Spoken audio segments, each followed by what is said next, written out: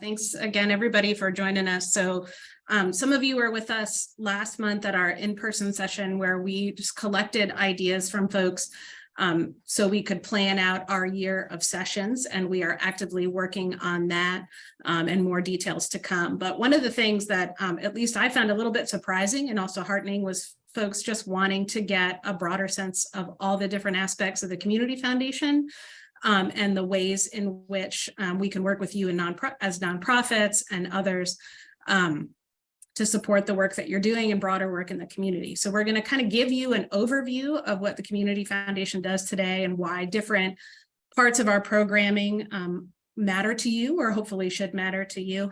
And there'll be time, of course, for questions. But if you've got something burning, like Lindsay said, put it in the chat or raise your hand. And then again, just wanted to underscore that everything we do at the foundation is a team effort. So, you know, of course, we've got myself, Lindsay, and Laura as our staff, and you'll see the different aspects that each one of us oversee at the foundation. Jamie McReynolds is a member of our board. So thanks for being here, Jamie. And then Catherine Katrupi is a community advisor and kind of longtime volunteer that we just pull into almost anything you're willing to do, Catherine, and so has been seeing different aspects of our work there as well. So let me share my screen and we'll kind of jump on in here.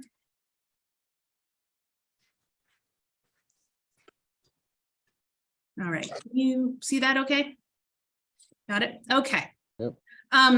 So I always like to begin as we're talking about the Community Foundation with letting folks know what a community foundation is, because you're going to see these across the country and hopefully in different places that you're visiting. So community foundations are a particular type of foundation. We're considered a public charity because we get donations from all sorts of different donors. But the thing that really defines a community foundation is that it's a collection of endowed funds set up by donors who want to keep their money in a defined geographic area. And then it's governed by a board of directors who is representative of that area. And we really work hard to make sure that our board represents the region, understands the needs of the region, and has the different skill sets that are needed to help us do our work. So before we kind of go into all the different aspects of what we do, it's always good to start off with the mission statement of the foundation, which you can see there. And then at the bottom, you can see that our work kind of falls into three general categories I'm going to talk about: donor services, grants and scholarship awards, and then community capacity building. And we like to think that all of these things relate to the nonprofits we serve in one way or another. And so we'll kind of talk through each aspect of that as well. So first, for our numbers folks, I always like to share a little bit about where things stand with the foundation. So we're still getting all of the final numbers, but we're just over $14 million in assets, which is not too bad. Of course, 2022 wasn't a great year for anyone investing, but still an important amount of money for us to be able to use to serve all of you. We give out a little over $500,000 in grants and scholarships annually, and we'll talk about the breakdown of those. We manage 220 different endowments. And so when we talk about work with donors, a key part of that is working with them to establish a fund that meets their particular passion and what they want to support in the community. And there are 220 different ones of those. So our staff and board are always trying to think about the different interests and aspects of each one of those funds. And then you can see last year we raised about $1 million, which is pretty typical for the foundation over the last few years. Although, of course, like for all of you, year over year, it ranges quite a bit. So let's start with kind of the first bucket of work that we do, and this is donor services. So any community foundation across the country, and there are about 26 right here in Virginia alone, are focused on donor services. And the goal here is always to make it as easy as possible for people to give back to their community. So we want to create a situation where our donors can enjoy the giving process in supporting all of you, but don't have to deal with all of the accounting and messiness and application processes that come with giving away money wisely.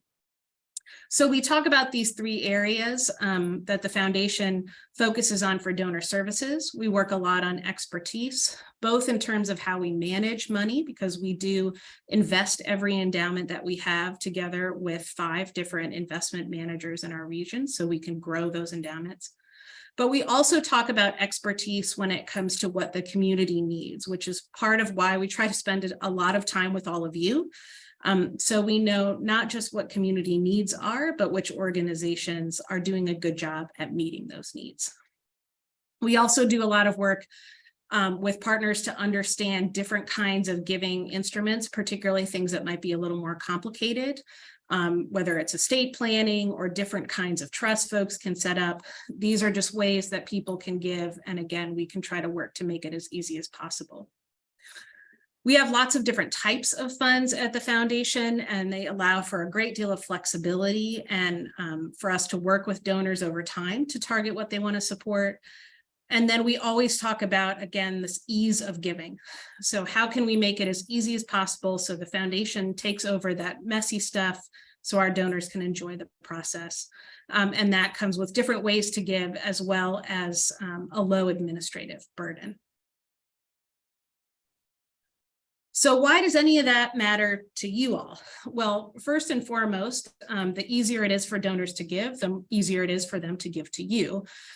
So we really work with them to make sure that they can support giving, in this case, grants to your organization by making that as easy as possible, and that they can do so in a long-standing way. So endowments are really about giving in perpetuity. So if they're supporting your organization, they may want to create an endowment long-term or through their estate that supports your organization well after they're gone.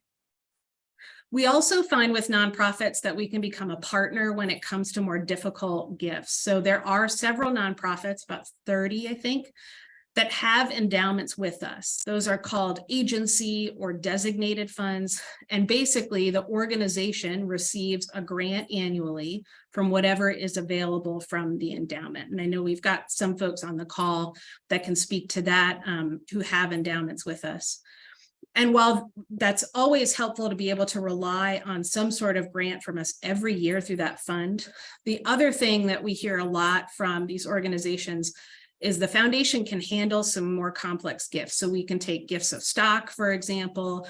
We can work on estate planning with a donor. And when an organization has an endowment with us, we work with you and donors that you may have on those complex gifts that you may not have the capacity to handle.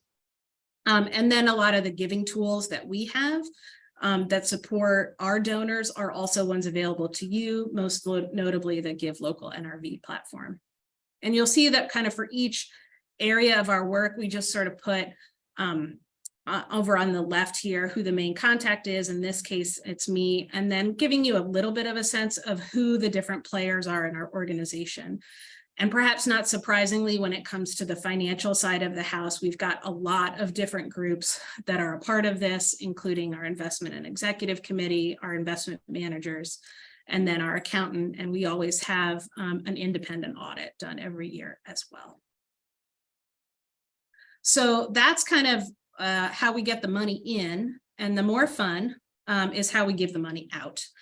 So scholarships. We are in the thick of scholarship season for those who may have been on the call when we were first starting. This still remains probably the fastest growing aspect of the foundation. So we have 50 different scholarship funds.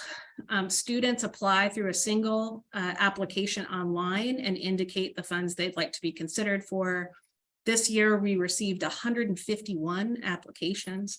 And you can see awards are range from $500 to $3,500. And it gives you a little bit of sense at the bottom of annually how much we give out. And then since we started this program in 2002, we've supported nearly 1,000 students going to college. So really exciting, and some of the most fun I think we have throughout the year is celebrating with the students at the scholarship luncheon we have every year, and the picture on the right is from that. So why do scholarships matter to you? Well, there's really two ways that it can relate to the work that you do.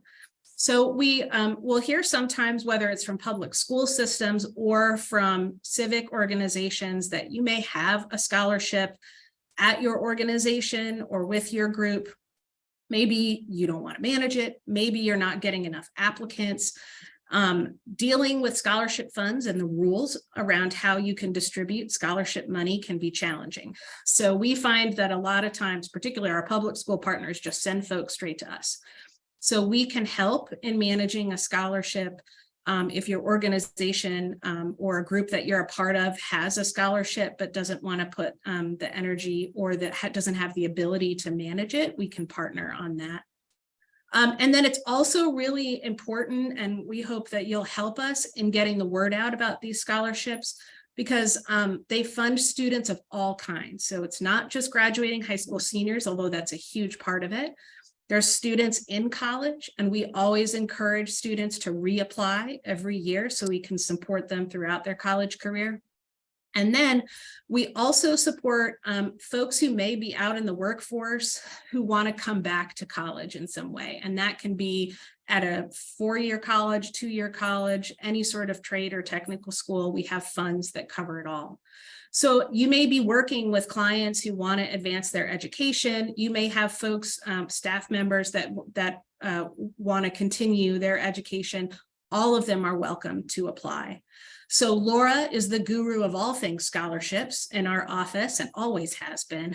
And you can see kind of the time frame there. And Jamie is one of our board members who's on the scholarship committee reading those applications. So Laura, let me pause. Is there anything you want to add on the scholarship front? Yeah, I'd just like to say that, the last slide said that we funded 99 students last year, and we had between 125 and 150 applications. That's a pretty good track record for funding students that apply. Yep. Yeah, So, really good point. Jamie, you want to add anything about reading the scholarship? Anything you want to share as a board member? Yeah, it's a lot of work, and it's very rewarding. It's amazing to see some of the students out there. When I think back to my high school career and all the things that I could have been doing that I had no idea about, that some of these kids, and I wonder how some of them sleep. I mean, how do they get all this stuff done? It's there's some amazing students that are applying for scholarships this year.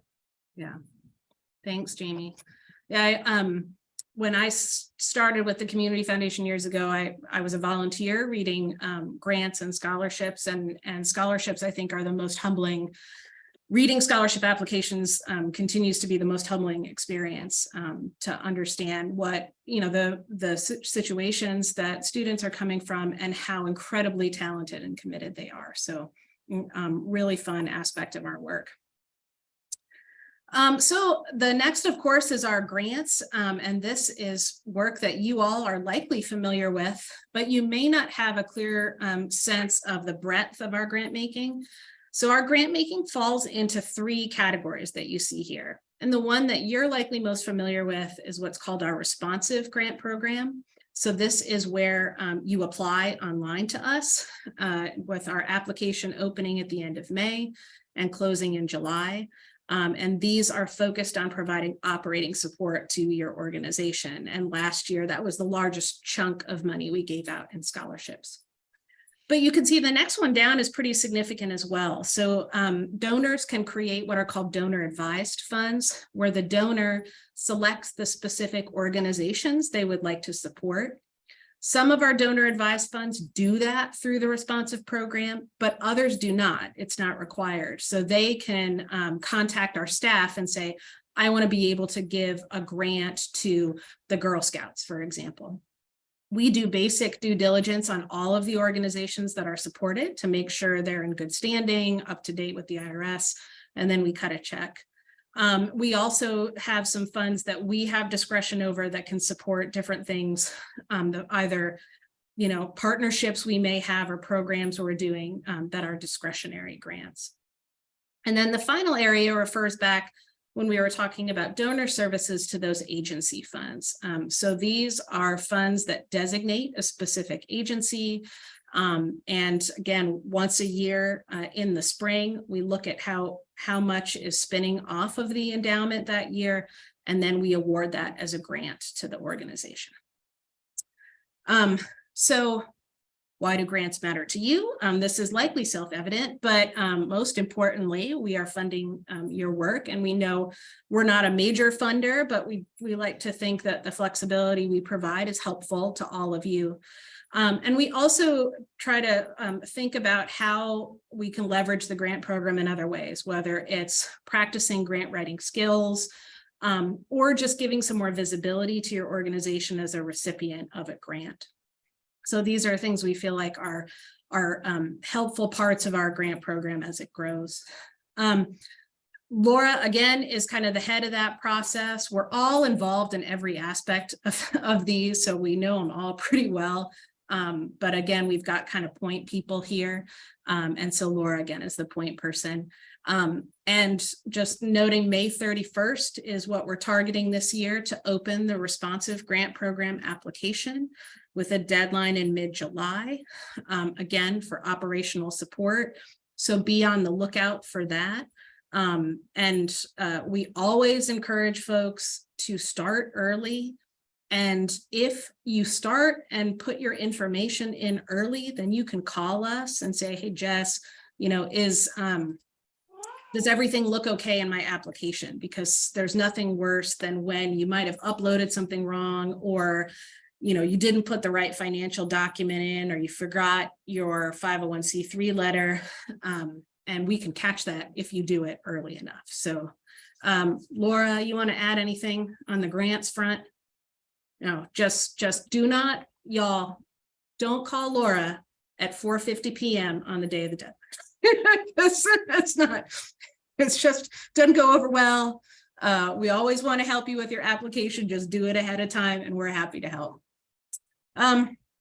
Okay, so the other area of our work that I wanted to touch upon, and that you may not be as familiar with, is what we call our community capacity building. And all of this runs through the Fund for the NRV, which is a specific fund we have at the foundation that's unrestricted. So it gives the foundation the ability to invest that money and our time in areas where there's specific need, and particularly where collaboration amongst agencies can better address that need. So we have 4 initiatives that fall under this broad umbrella, and we're going to talk through each one of these with you just to give you a sense of what they cover and how they're governed. But it's helpful to sort of understand that they fall into 2 buckets. So the majority of these are what we call collaborative networks. So the foundation convenes these groups. We provide kind of the space and the support for groups to collaborate, but we don't set the agenda. That's really developed collaboratively amongst all the different partners at the table. And the foundation provides funding for some of those projects that come out of that work. And then nonprofit leadership work, of which, of course, we are sitting on a call related to that right now, is really the programming that we offer directly. And so we're developing that and gathering feedback from you all on what's needed, but developing the particular programming. So with that in mind, we're actually going to start with nonprofit leadership, and I'm going to turn it over to Lindsay because this is Lindsay's area of work for us to talk about what that entails. Thanks, Jess. I'm just going to turn on. There we go. Having a Zoom issue. Okay. As many of you might know, I'm fairly new to the foundation, started last April. So coming into my fourth quarter, first fourth quarter. And so as Jess said, we want to be responsive to the community needs and figure out how to offer sessions that are useful to all of you and are things that you have shared with us that would be helpful. And we try to have a variety of trainings to offer folks. And so typically it's through our third Thursday sessions, but we also in the past have offered day-long and half-day workshops or specific one-off workshops to help with things like grant writing, particularly to walk through our grant application. So the topics that we try to cover range from things focused on working with your board, whether that's cultivating folks to get more engaged or learning more about how to manage a board, talking through management type topics like navigating difficult topics. We also have a focus on offering DEI focused trainings to folks. We've had a number of publicity and branding related, so trying to be responsive to folks and figure out what would be useful. We know that so many people are working in small shops. We're a pretty small shop at the Community Foundation, but we know how much everyone ends up doing when you're working in a small shop and wearing a lot of different hats. So figuring out how to be the most useful to you all. And again, just to highlight, these workshops are designed for nonprofit leaders, but we certainly think of whether you're positionally a leader or a member at a different rank in an organization, everyone is welcome. Or if you're not necessarily part of a nonprofit, but you're a community member, you're welcome. So everyone is invited. And next month, just want to highlight, we won't have a third Thursday session next month because the NRV Livability Exchange is going to be next month, third Thursday. So we just encourage everyone to go instead of having a workshop next month from us. And Jess, if you want to go to the next slide. And then we're really excited about Giving Day this year. So this is another one of my projects. So I know a number of folks on the call have been involved in the past and would encourage you all to get registered if you haven't already. And if you haven't been involved in the past and are curious about it, I would be happy to talk to you more about it and help you get involved. So this year is going to be our 10th anniversary. So we're really looking forward to seeing how we can do this year and make it our most successful year yet. Since 2014, we've raised $2.6 million. And last year alone, we raised over $500,000. So we're just super excited to see what we can do this year. And new this year, we're trying out something new. Giving days are run in a variety of ways. Some folks do them for 48 hours, some for 12. Some start at midnight, some start at noon.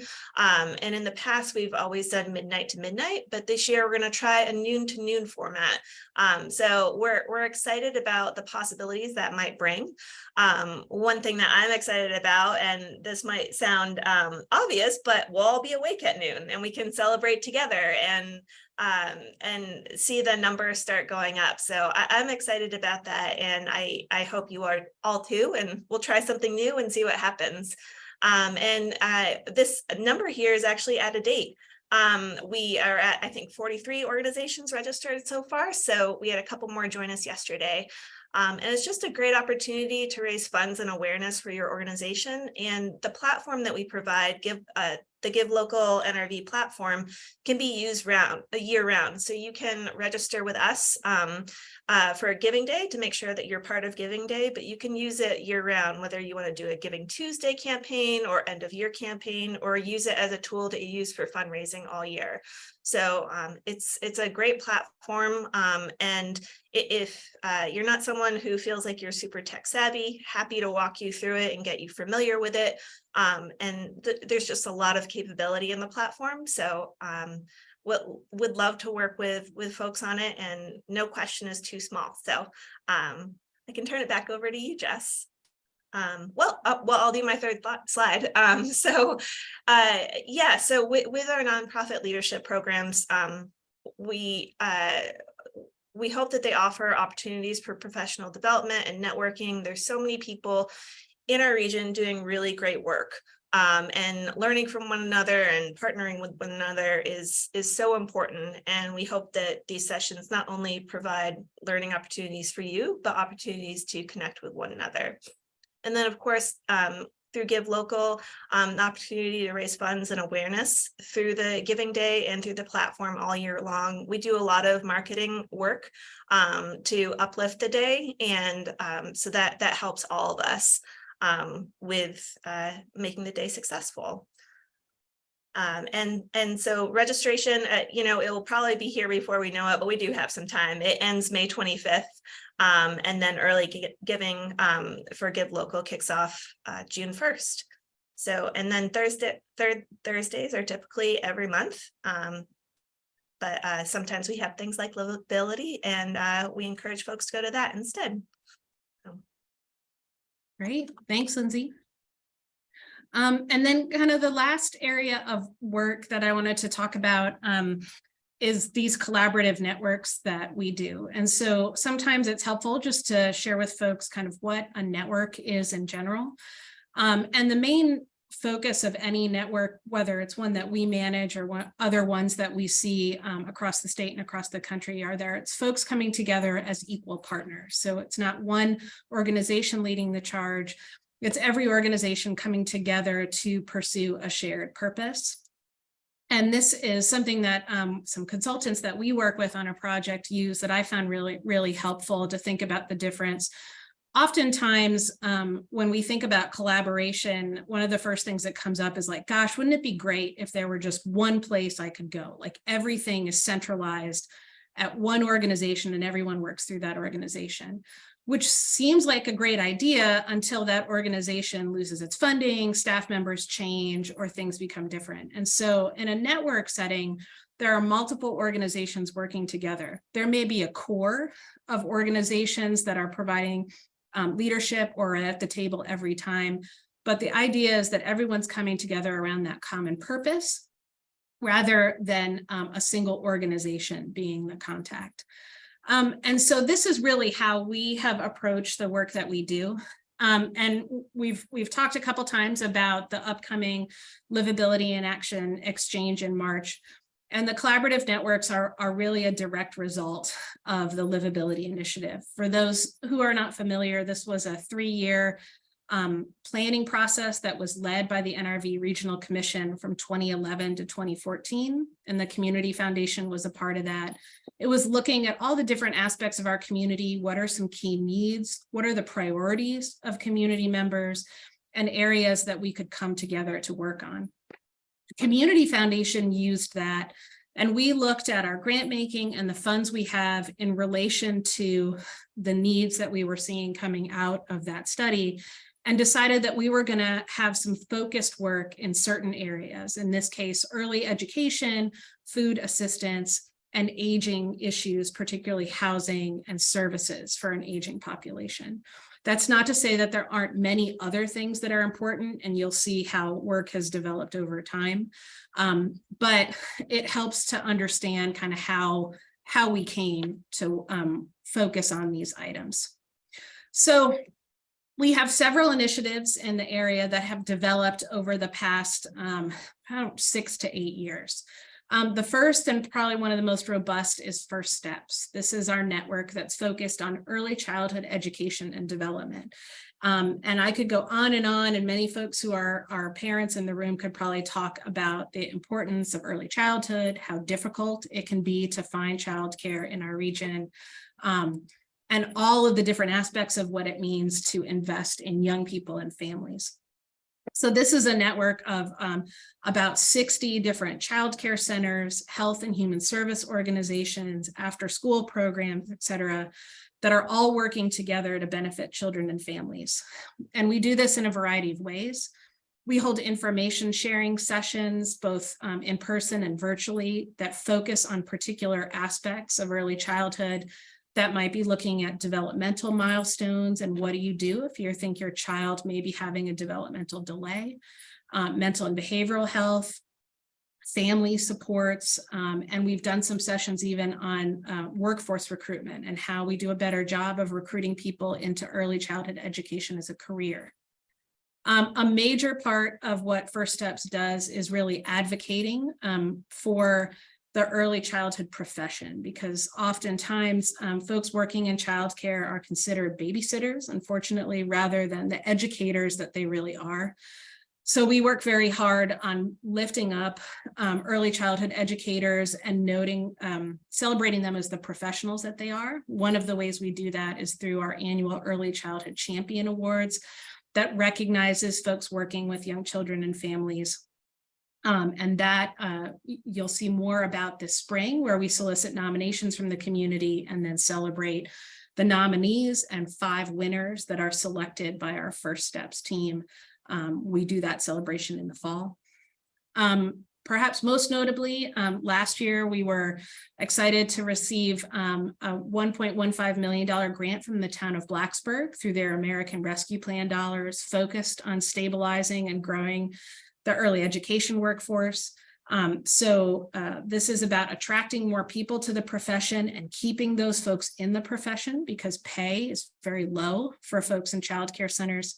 So this is a pilot project focused in Blacksburg over the next 4 years, with the goal of expanding it regionally. And then we do other family projects. So the picture here is of a book walk we did. We did these across the region. In addition to families being able to read a book, we also had signage throughout with ways that they could find information about how to access childcare in the region, information about what you can do as a parent to help support your child in being ready for kindergarten. And those we'll be doing again this year as well. So that is First Steps. And then the next one we have is NRV Thrive. I know some folks on the call have been involved with this too. So this is our food assistance focused network, looking at ways that we can provide more fresh and nutritious food to folks across the New River Valley who need it. And so over the course of this work, we've done things like provide grants from the foundation to provide more refrigeration or storage that can allow folks to have more fresh foods. We have a food assistance directory available on our website that Lindsay's in the process of updating for us right now. So kind of a one-stop shop to know what food pantries are in the area and feeding programs and where to find them. We do regional gatherings, and we support collaboration around community gardens as well. And then our final collaborative network is Aging in Community, and this was actually one of the first ones created. And this one, the foundation doesn't provide as much of the backbone support as we do for First Steps and Thrive, but we're still a very key member in this work. And so here we've done things like been the fiscal agent for a major grant that provided critical home repairs for older adults, particularly low-income older adults, so they could remain in their homes. With our partners, we've developed a workbook and a workshop that helps people think about aging and what they need to age successfully when it comes to housing, health, finances, transportation, and social aspects of aging. And then we're also, over the last year and into this year, hosting a series of events called Serving Seniors, where folks can come and learn about different programs for older adults to provide them with different kinds of services. So in every one of these cases of collaborative networks, the foundation is a partner. Many times we may provide funding, or our staff may provide support, but really the work is determined by the organizations that are part of the network. And so finally, just to maybe confuse you all even more with this work, the other area that we're working in is how each one of these networks relate to health overall. So you all may know that Curlew Clinic does a community health assessment every 3 years that identify different priorities related to health. And many of those are what we refer to as social determinants of health. So housing, difficulty in accessing services, difficulty in accessing childcare or food, many of the areas that our different networks focus on. And Carilion has been a part of our network since the beginning. So over the last several years, we've worked with partners to create what we're calling a network of networks called Healthy Roots NRV that pulls all the networks you see on the right-hand side kind of underneath one broad governance structure. with the idea that each one of the networks still decides what it wants to do. It has autonomy with its priorities, but we're looking at ways that we can intentionally link them, because we know, for example, that families who are seeking childcare may also need food assistance. So how do we make sure that there's collaboration across the different networks that exist? And many of them have very similar issues they're dealing with, like transportation or mental and behavioral health.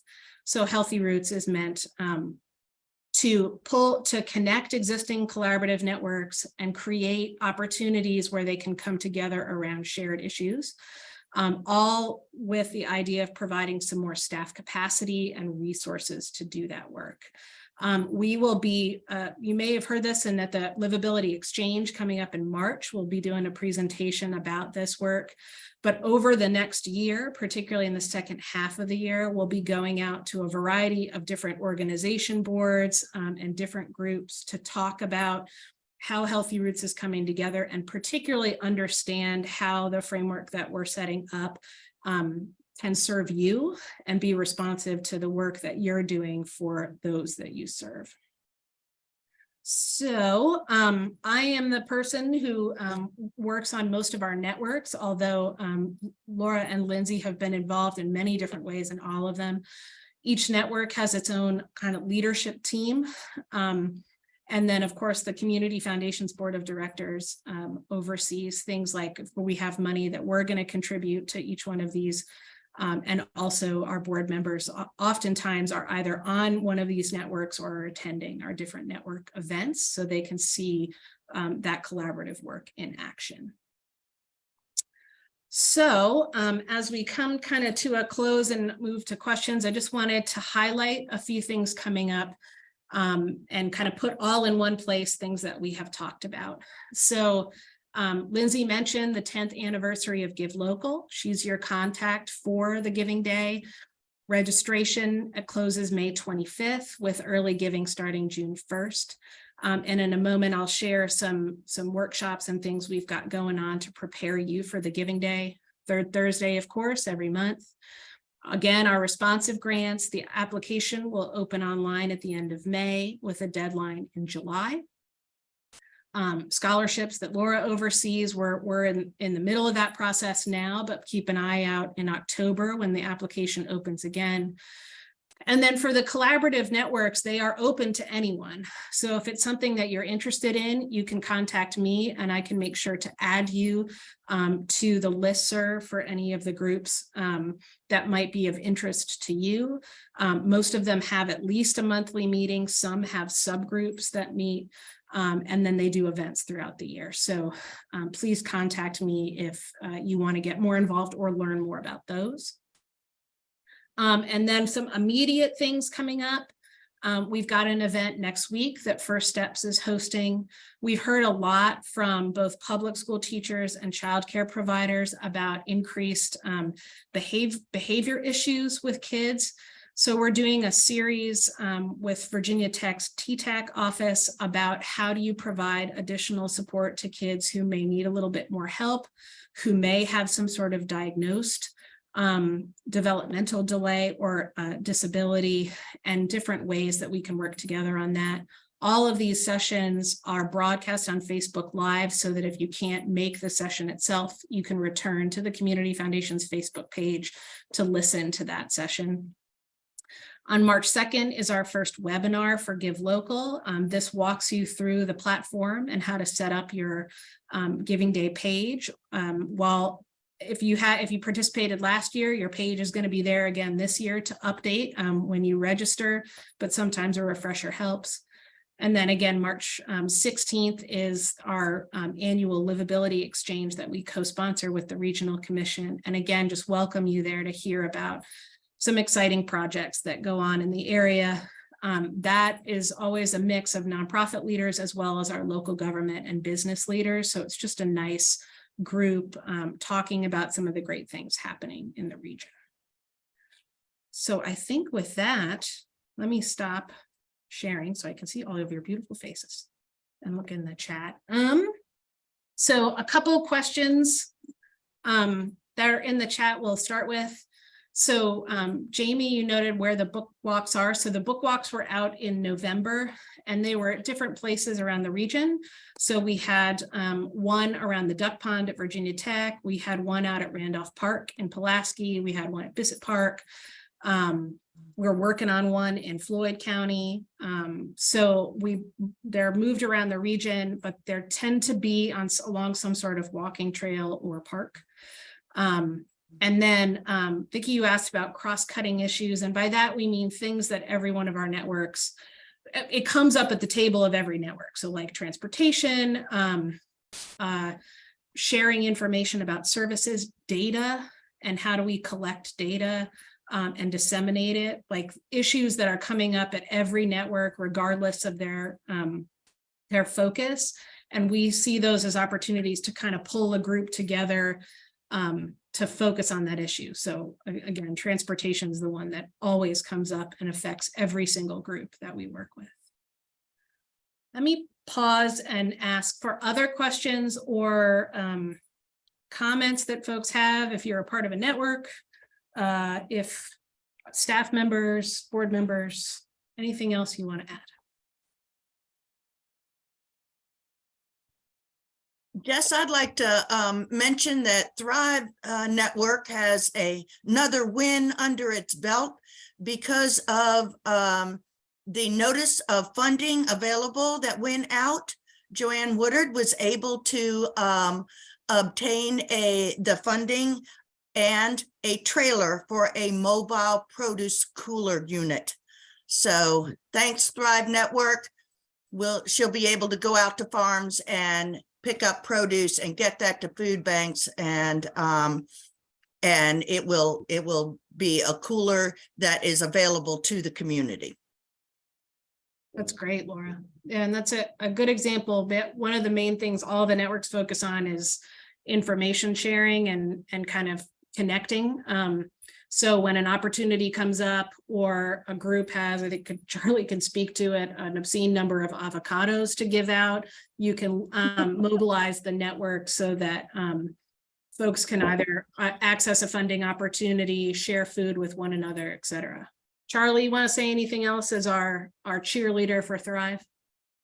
Well, it's a wonderful network. We appreciate the support wholeheartedly from the Community Foundation. I can recognize, as Laura just did, another win. The Giles Community Garden is about to expand with a Pembroke Community Garden with a member who's been aware of and been involved with the Giles Community Garden. And that program and the Pembroke Community Garden will be kicking off sometime shortly, probably in a space right behind the giant-sized Pembroke library. And if anybody knows where that is, they know exactly how big that library is and how many volumes they can handle there. But Helen Beavers is a very interested, community-oriented person who is now part of the Thrive Network. And as of this morning, she's also working towards becoming a member of our Lions Club. So we'll be able to have her part of the umbrella with the Giles Community Garden. So excited about the work that the gardens are doing and moving forward with Thrive this summer. And Lindsay, I need to catch up with you about Giving Day, and also about aging in place. Somebody I know like me needs to know more about that. So we'll catch up with that later. Thank you. Yeah, thanks, Charlie.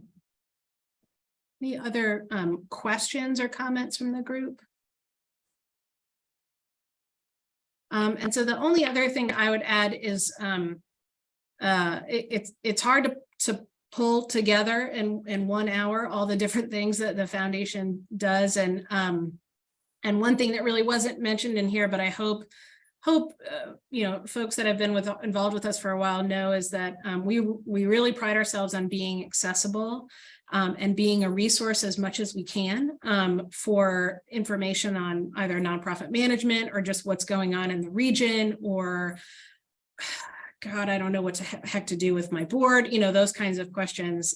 So there's always you know, phone calls or emails coming in regularly. It's like, hey, what about this? Or hey, Jess, do you know about this particular thing?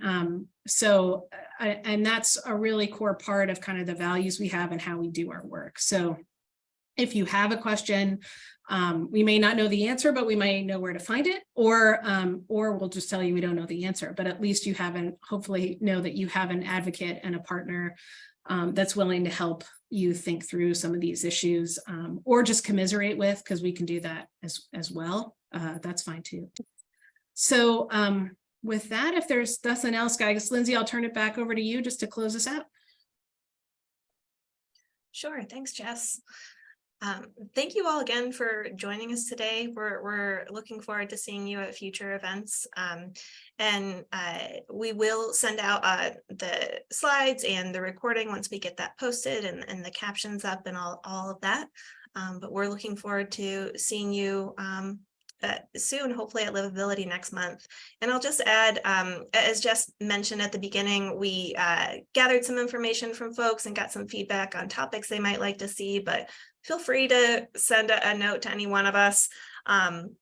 If you have an idea or an idea for a speaker or a topic, we're all ears. We want to be responsive and to you all and have topics that are of interest to you all.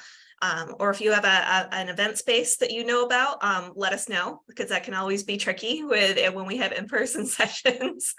And so the last thing I'll mention is we're trying to do a mix of Zoom and online sessions. So sort of we'll aim for quarterly with in-person. Our schedule with Livability kind of shifts those a little bit, but we'll let you know when something's Zoom or in person. It's always nice to see folks in real life.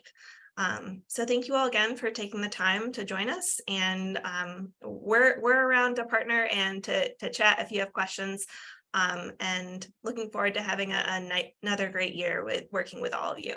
So I hope everyone has a great rest of your week. Take care, everyone.